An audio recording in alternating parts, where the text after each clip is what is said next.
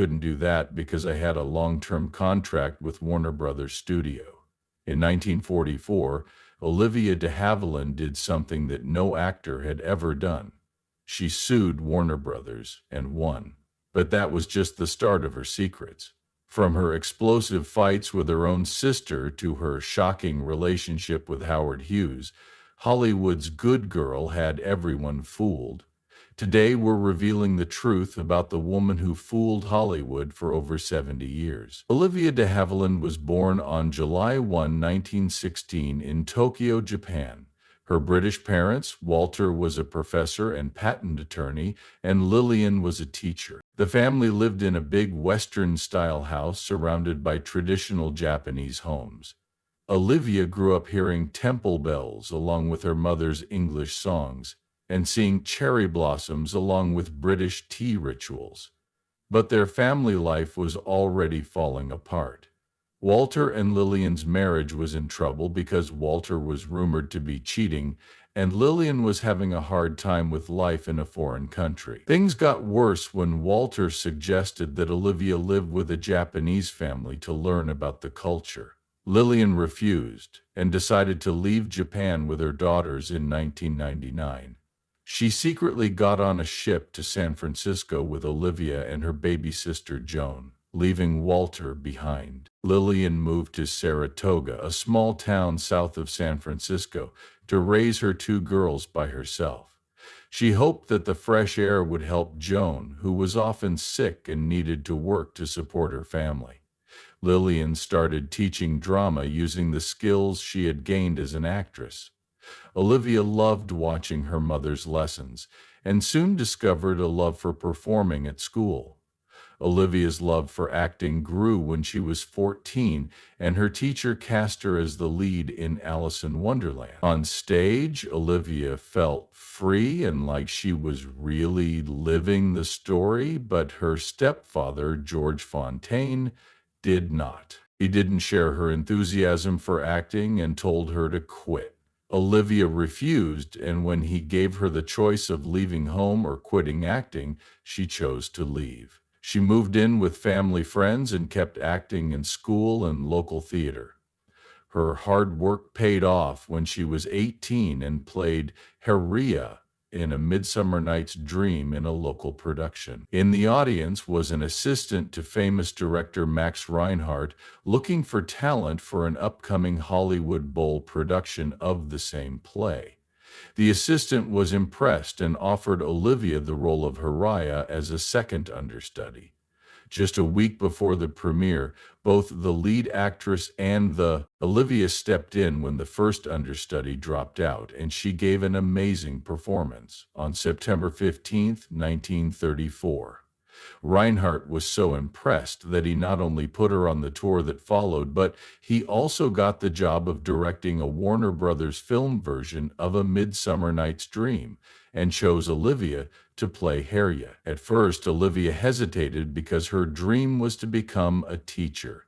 But Reinhardt and a Warner Brothers producer convinced her to sign a 5-year contract for only $200 a week. It wasn't a fortune, but it was the start of a Hollywood career that would change her life. It wasn't easy for her in Hollywood, and even her early screen tests were stressful. For example, her dress didn't fit right for her first test for A Midsummer Night's Dream, and she had to pin it together herself just to get through the audition. Also, her voice was too soft and slow, so the studio hired a coach to make it sound more American, but it didn't work. Luckily, Reinhardt liked her voice just the way it was. Her big break came in 1935 when she starred in the film version of A Midsummer Night's Dream. The production was huge for its time, with a huge budget and a star-studded premiere. Olivia was nervous at the event and even tripped on her dress on the red carpet. But her performance wowed critics, and all of a sudden she was in high demand. But her career really took off in 1935 when she was paired with Errol Flynn in Captain Blood. Olivia was only 19 years old, and Flynn, a relatively unknown 26-year-old, was cast at the last minute after another actor dropped out. Flynn had almost no acting experience, but Warner Brothers took a chance on him, and it paid off from the first scene. Goat. Olivia and Flynn had electric chemistry, and when Captain Blood came out, it was an instant hit, earning over $135 million, which was a huge hit at the time. Critics loved their performances, and they seemed to be able to handle their newfound fame with ease. Olivia later admitted she had a crush on Flynn, but he was married at the time, so their relationship stayed strictly professional. That unspoken tension between them made their on-screen partnership even more exciting. The success of Captain Blood led to a series of movies starring Olivia and Flynn together over the next 6 years. They were in 8 movies together, including The Adventures of Robin Hood, 1938, where Olivia played Maid Marian and Flynn played Robin Hood. This movie was a huge milestone and it was a huge hit at the box office, making $4 million and winning 3 Academy Awards. Audiences loved their dynamic duo, and their performances cemented their status as one of Hollywood's most beloved on-screen pairs. Their last movie together, They Died with Their Boots On, 1941, ended with a touching scene in which Flynn's character told Olivia, "Walking through life with you, ma'am, has been a very gracious thing." He stole away from his family and friends just in time to reach England, to pursue his career, and restored his honor. It felt like a goodbye, not only for their characters, but also for their legendary partnership. While Olivia was doing well in her films with Flynn, she was also pursuing bigger roles. Olivia desperately wanted the part of Melanie Hamilton in Gone with the Wind in 1939, but Warner Brothers wouldn't let her work on the movie. Not giving up, Olivia went straight to Jack Warner's wife Anne and persuaded her to help. With Anne's help, Olivia got the part, and it changed her life. When Gone with the Wind came out, it became a cultural phenomenon and made over $32 million, which was an unheard of amount at the time. Olivia's performance as the kind and gentle Melanie earned her an Oscar nomination for Best Supporting Actress, but she didn't win. The nomination solidified her reputation as one of Hollywood's best. Olivia's career took off after Gone with the Wind. She was no longer just Errol Flynn's co-star, she was a leading actress in her own right. She took on more challenging roles and moved away from the innocent ones she had played so often. One of her best performances was in Hold Back the Dawn, 1941, for which she was nominated for another Oscar, this time for Best Actress. She lost to her sister Joan Fontaine. Olivia proved she was here to stay. By the early 1940s, Olivia was one of the highest-paid stars in Hollywood, making $400,000 a year, which was a lot of money at the time. However, her success came with frustration because Hollywood Studios was in charge. Studios could punish actors who didn't do what they were told. For Olivia, this meant being suspended without pay if she turned down a role. These suspensions didn't just take away her income, they also added extra time to her contract. This kept actors under studio control for much longer than the original agreement said. From 1939 to 1943, Olivia was suspended for 25 weeks when she refused to star in a movie. Warner Brothers extended her contract, but she had to give up other big roles like in The Gay Sisters and George Washington Slept Here. The constant fights made her feel trapped, and by 1943, she had had enough. Olivia thought she had served her 7 years, but Warner Brothers said she still owed them 6 months because of all the time she had been out of work. Frustrated, she decided to fight back. She found a lawyer named Martin Gang who found an old California law that said no contract for personal services could last more than 7 years. No one had ever used this law against a Hollywood star. Olivia was willing to take a risk when she sued Warner Brothers in August 1943. At the time, no actor had ever taken on a major studio in this way. During the lawsuit, Olivia couldn't work, so she lived off her savings and volunteered at military hospitals to visit wounded soldiers. Warner Brothers tried to make her look bad by calling her spoiled and ungrateful, but Olivia stayed calm. When asked in court if she had refused to work, she said, "I didn't refuse, I declined." This made everyone impressed. In March 1944, the court ruled in Olivia's favor, saying that Warner Brothers couldn't extend her contract for another 7 years. The studio filed an appeal, but in December 1944, the California Court of Appeals upheld the decision, saying that the studio's actions were unfair and even compared them to slavery. When the California Supreme Court refused to hear the case, Olivia's victory became official. This was a huge event in Hollywood history. For years, studios had full control over actors, but Olivia's win meant that no studio could hold an actor for more than 7 years, no matter what. This gave actors more freedom to choose their roles, and Olivia Newton-John sued MCA Records in 1979 to get out of her recording contract, which took her off the screen for 2 years but didn't ruin her career. When she came back in 1946, she came back with a bang, playing Jody Norris, a young woman who falls in love, has a child outside of marriage, and gives him up to be raised by someone else. The story follows her life as she builds a successful business and later reunites with her son during World War II. Olivia had to show Jody's journey from a hopeful teenager to a wise older woman full of regret and strength. Her performance was so moving that she won her first Oscar for it. Olivia's big win in 1947 wasn't just about the award. It was also about showing that her fight for better roles had been worth it. Then came The Snake Pit in 1948, a shocking movie about a woman with mental illness who ends up in a psychiatric hospital without remembering how she got there. The movie showed what life was really like in these hospitals, with overcrowded rooms, harsh treatments, and dehumanizing conditions. Olivia took the role seriously. She spent time in mental hospitals, watching how patients behaved, and even went through a simulated electroshock therapy session to understand how her character felt. Her performance was haunting and heartfelt, and people couldn't stop talking about it. Talking about the Snake Pit changed things in real life. People started to pay more attention to bad mental health care, and as a result, laws in 13 states were changed.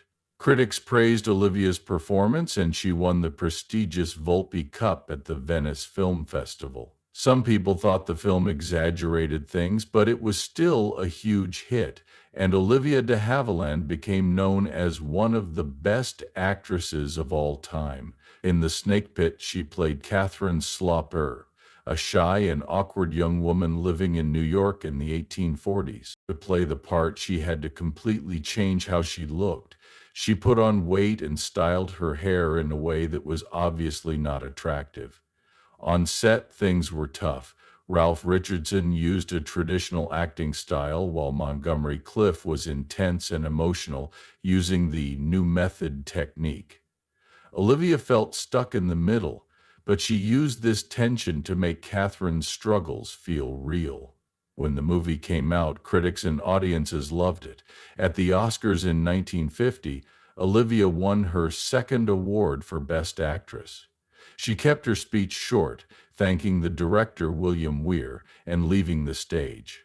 This win solidified her place as one of Hollywood's biggest stars. Olivia didn't want simple or glamorous roles. She wanted roles with depth and challenges.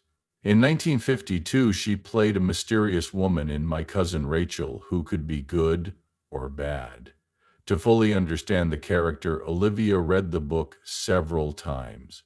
In the years that followed, she took on more unique roles, such as a woman with mental health problems in The Ambassador's Daughter and a light in The Piazza. She showed that she could handle sensitive topics with care. Olivia also appeared on TV and live dramas, and later won an award for her role in the 1986 miniseries Anastasia. Even as she got older, Olivia never stopped pushing herself.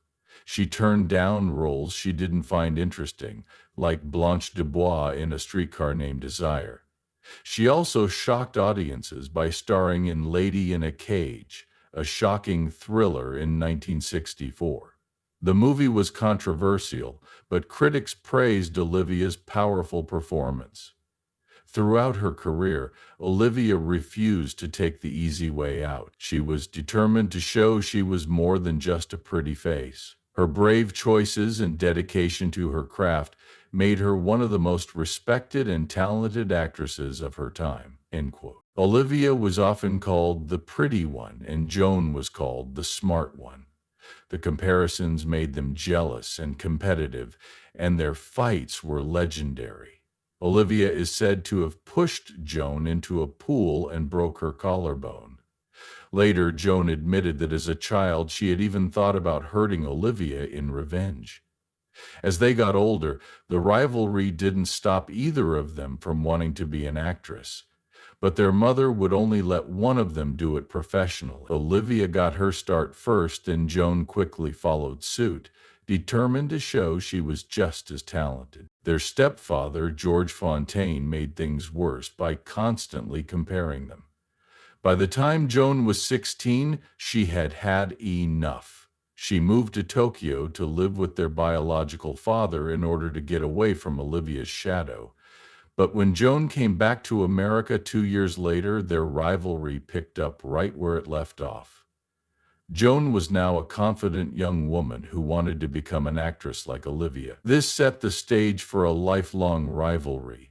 In Hollywood, Olivia became famous for her role in Gone with the Wind in 1939, and soon after, Joan got the lead in Alfred Hitchcock's Rebecca in 1940. As a result of their constant competition for big roles and fame, the sisters' rivalry reached a peak in 1941, when both were nominated for the Academy Award for Best Actress. Olivia was nominated for Hold Back the Dawn, while Joan was under suspicion. On Oscar night, when Joan's name was announced as the winner, all eyes were on the sisters, and the tension between them was clear. Some say Olivia refused to congratulate Joan, while others say Joan turned her back on Olivia's attempts to make peace. Whatever the truth, the moment made things even worse between them. In 1946, Olivia's new husband, Marcus Goodrich, was insulted by Joan, who said, "All I know about him is that he's had 4 wives and written 1 book. Too bad it's not the other way around." Olivia was furious and stopped talking to Joan for years.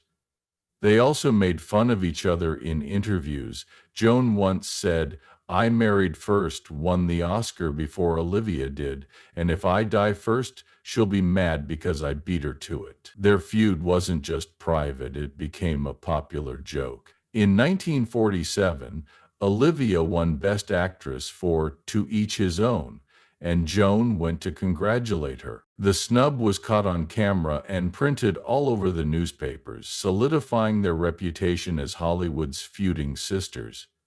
Even at their mother's funeral in 1975, their rivalry didn't seem to be going away. Joan accused Olivia of keeping her in the dark about their mother's death, which led to another public fight.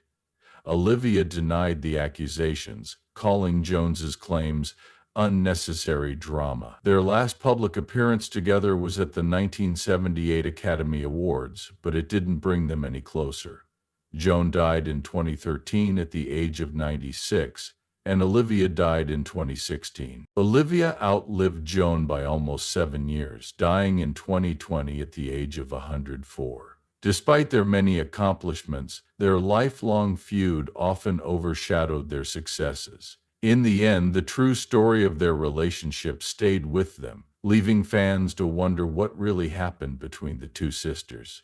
Olivia De Havilland's life outside of acting was just as interesting as her career in Hollywood. In 1939, she met Howard Hughes, a famous and eccentric billionaire who was determined to win her over and made grand, surprising moves to impress her.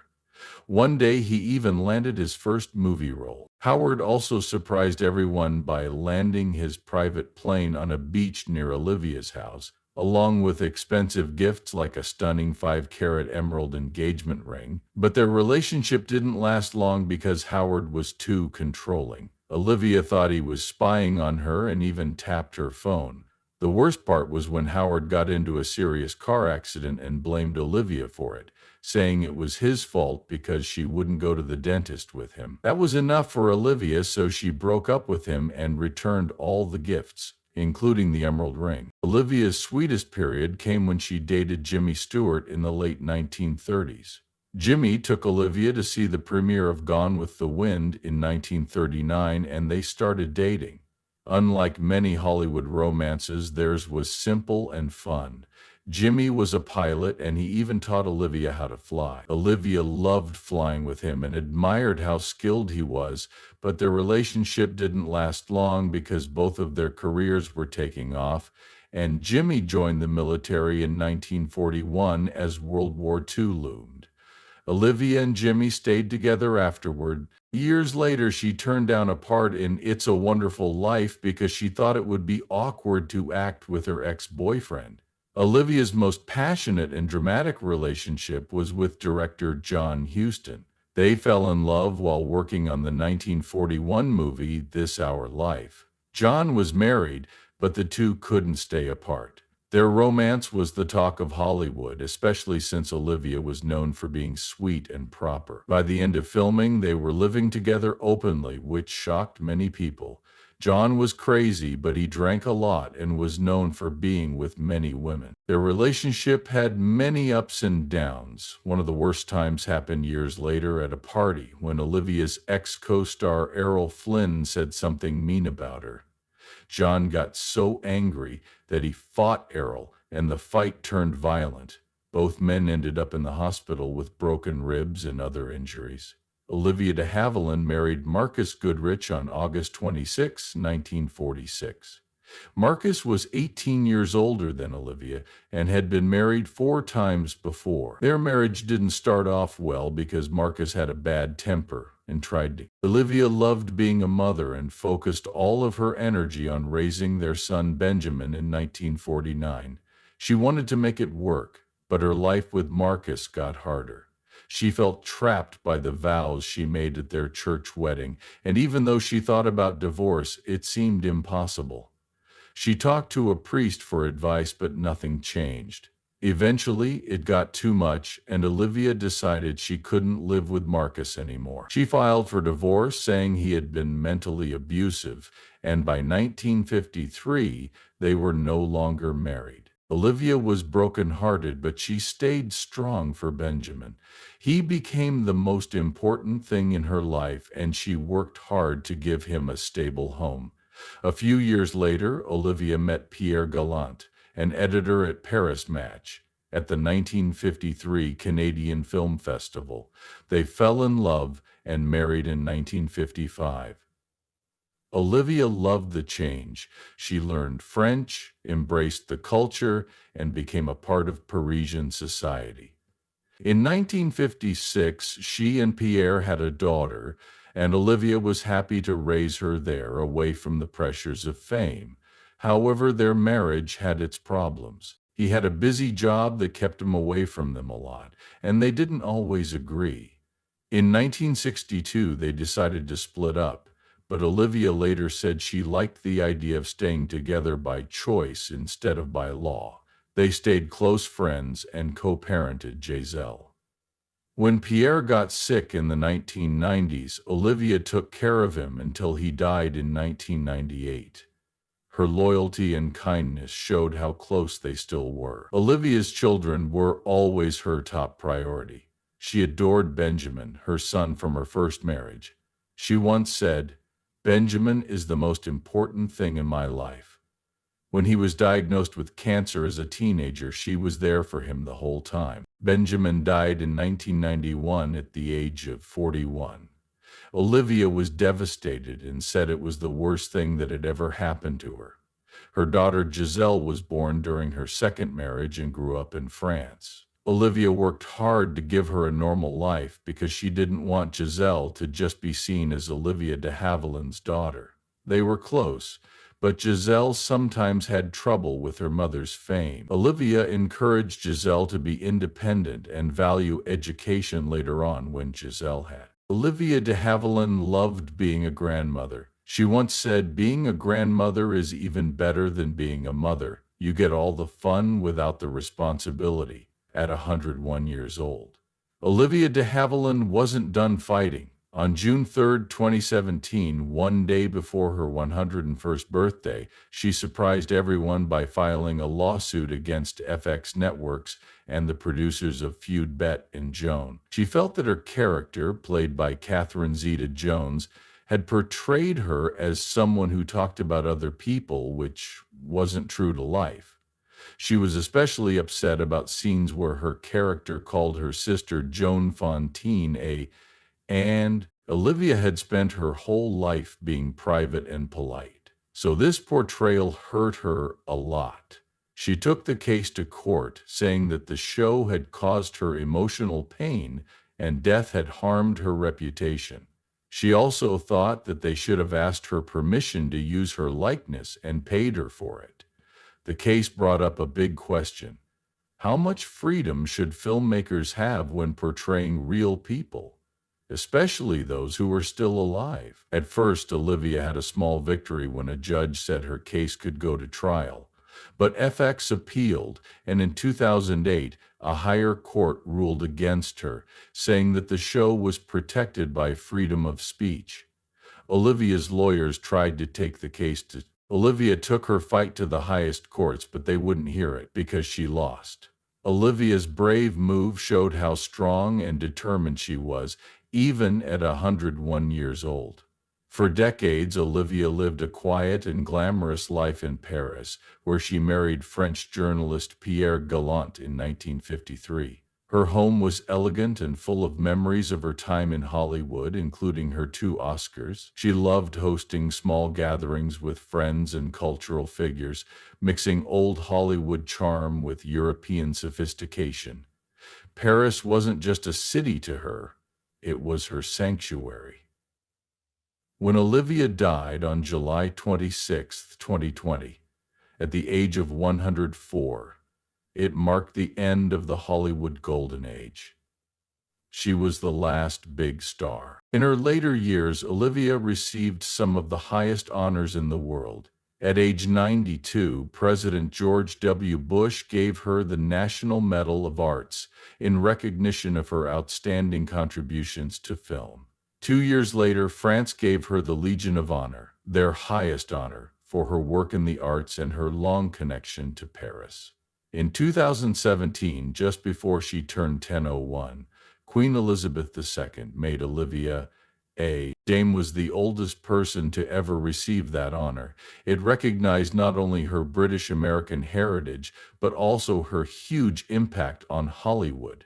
Her work and her brave stand against the Hollywood studio system in the 1940s were honored by the Academy of Motion Picture Arts and Sciences, which held a special tribute to her. Olivia had won a famous court case in 1944 that gave actors more freedom and control over their careers, which changed the industry forever.